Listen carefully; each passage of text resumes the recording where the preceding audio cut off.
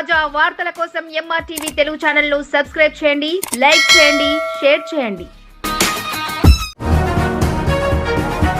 తెలంగాణలో ఎమ్మెల్యేల అనర్హత పిటిషన్ అంశంపై సుప్రీంకోర్టు తీసుకున్న నిర్ణయాన్ని స్వాగతిస్తున్నట్లు రవాణా శాఖ మంత్రి పొన్నం ప్రభాకర్ స్పష్టం చేశారు. కంటోన్మెంట్ నియోజకవర్గంలో ఏర్పాటు చేసిన రేషన్ కార్డుల పంపిణీ కార్యక్రమంలో పాల్గొని అనర్హులకు రేషన్ కార్డులు అందించారు. గత ప్రభుత్వంలో ఉప ఎన్నికల సమయంలోనే ప్రభుత్వ పథకాలకు ప్రాధాన్యత ఉండేదని మండిపడ్డారు. కానీ కాంగ్రెస్ ప్రభుత్వంలో అర్హులైన వారందరికీ ప్రభుత్వ పథకాలు అందజేయడమే తమ లక్ష్యమని అన్నారు. కంటోన్మెంట్లోని 1150 మందికి రేషన్ కార్డులు జారీ చేసినట్లు వెల్లడించారు. ఆషాఢ మాసంలో బోనాల పండుగ సంబరాలు జరిగితే శ్రావణ మాసంలో రేషన్ కార్డుల సంబరాలు జరుగుతున్నాయని అన్నారు. Cantonment MLA Shri Ganesh, collector Harichandana చేతుల మీదుగా రేషన్ కార్డులను పంపిణీ చేశారు. మరోవైపు ఎమ్మెల్యే అనర్హత పిటిషన్ అంశంపై సుప్రీంకోర్టు తీసుకున్న నిర్ణయాన్ని స్వాగతిస్తున్నామని, తెలంగాణ శాసనసభ స్పీకర్ నిర్ణయమే తుది నిర్ణయమని అన్నారు. ఈ కార్యక్రమంలో స్థానిక ఎమ్మెల్యే శ్రీ గణేష్, కాంగ్రెస్ పార్టీ నాయకులు, కార్యకర్తలు పెద్ద ఎత్తున పాల్గొన్నారు.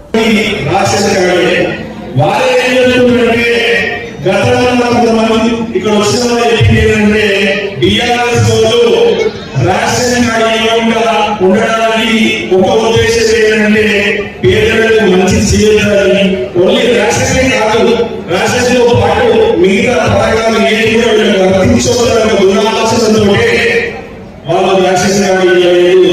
ఈ రోజు మా ప్రభుత్వం వచ్చింది, మా కాంగ్రెస్ ప్రభుత్వం వచ్చింది. గతంలో మా మేలు జరిగింది పేదవాళ్ళ కంటే కాంగ్రెస్ తోటే.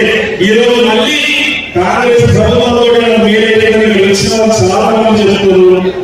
అదే కాకుండా ఈ రోజు రాష్ట్రంలో మహిళల గురించి గౌరవ ముఖ్యమంత్రి గారు, ఉప ముఖ్యమంత్రి గారు, మా మంత్రులందరూ మహిళలు బాగుంటే కుటుంబం బాగుంటుంది, కుటుంబం బాగుంటే సమాజం బాగుంటుంది, సమాజం బాగుంటే రాష్ట్రం బాగుంటున్న ఉద్దేశంతో ప్రతి ఒక్క సంక్షేమ పథకం మహిళల పేరు మీద అమలు చేయడం. ఉచితంగా బస్సులో ప్రయాణాలు కావచ్చు, 500 రూపాయలకి సిలిండర్ కావచ్చు, 200 యూనిట్లు ఫ్రీ కరెంట్ ఫ్రీ కావచ్చు. అదే కాకుండా మహిళలందరూ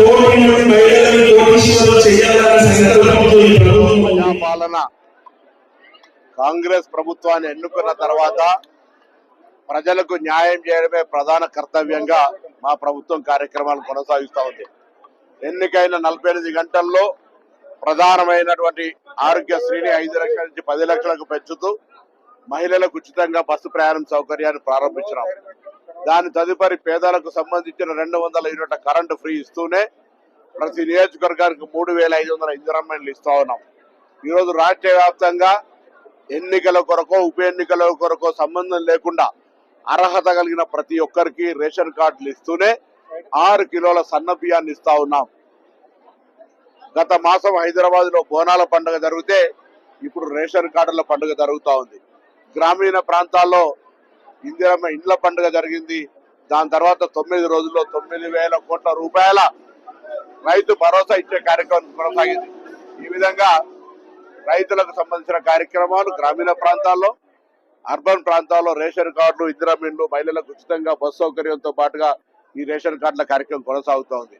ఇప్పుడు కూడా ప్రభుత్వం చాలా స్పష్టంగా అర్హత కలిగినటువంటి ప్రతి వ్యక్తి రేషన్ కార్డు కొరకు అప్లై చేసుకోండి, వెరిఫికేషన్ చేసి వారికి రేషన్ కార్డు ఇస్తాం. రాజకీయాలు లేదా ఇతరత్ర కుల మత ఏం బేషిజం లేదు. అర్హత ఇచ్చే క్రైటీరియా. తప్పకుండా ఈ అవకాశాన్ని అందరు వినియోగించుకోండి. అదేవిధంగా సన్న బియ్యం కూడా ఇస్తా ఉన్నాం. నియోజకవర్గానికి 325 ఇళ్లకు సంబంధించిన ఎంపిక ప్రక్రియ జరుగుతోంది. గతంలో ఉపాధి ఉప్పల్లో ఉంటే ఇల్లు కొల్లూరులో కట్టిండ్రు, ఖాళీ ఉన్నాయి. అవన్నీ కూడా ప్రజాధనం దొరికిన తప్ప ఇంకొకటి లేదు. ఈ రోజు ఎక్కడ ఉపాధి ఉంటే అక్కడనే ఆ ప్రాంతంలోనే వారికి ఇల్లు కట్టియాలి, ఇందిరమ్మ ఇల్లు అనే ఆలోచనతో ప్రభుత్వం ఆలోచన చేస్తుంది.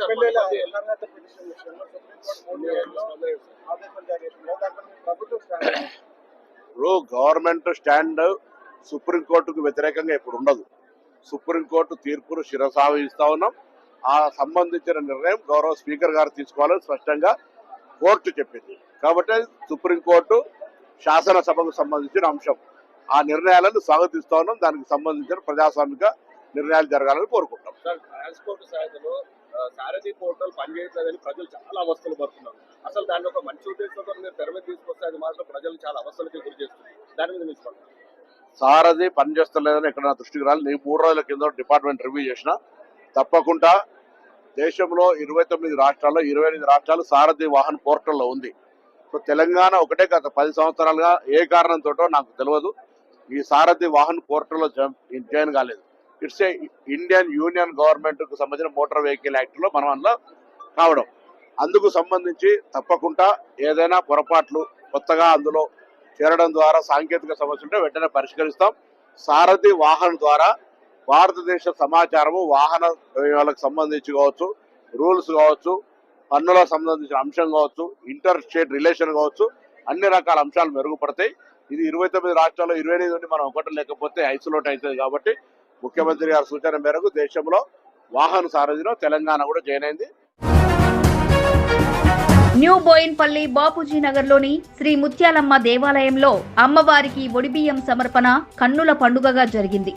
ఆలయ కమిటీ చైర్మన్ దుర్గయ్య ఆధ్వర్యంలో నిర్వహించిన ఈ కార్యక్రమానికి కంటోన్మెంట్ బోర్డు మాజీ ఉపాధ్యక్షులు జంపన ప్రతాప్ ముఖ్య అతిథిగా హాజరయ్యారు. గత 22 సంవత్సరాల నుండి శ్రావణ మాసంలో అమ్మవారికి ఒడిబియ్యం సమర్పించే వితరణ కార్యక్రమం ఆనవాయితీగా వస్తోందని ఆలయ నిర్వాహకులు తెలిపారు. ఒడిబియ్యం వండి అన్నదాన కార్యక్రమం నిర్వహిస్తామని స్పష్టం చేశారు. అమ్మవారికి ఒడిబియ్యం సమర్పించడంతో తమ కష్టాలు తొలగిపోతాయని భక్తుల నమ్మకమని జంపన ప్రతాప్ వివరించారు. ఈ కార్యక్రమంలో ఆలయ కమిటీ సభ్యులు శ్రీకాంత్, లక్ష్మణ్, కొమరయ్య, నాగేష్, నర్సింగ్రావు, కుమార్, మల్లేష్, రామారావు, నరసింహ, ప్రేమ్, ముదిరాజ్, స్థానిక మహిళలు, భక్తులు పెద్ద ఎత్తున పాల్గొన్నారు.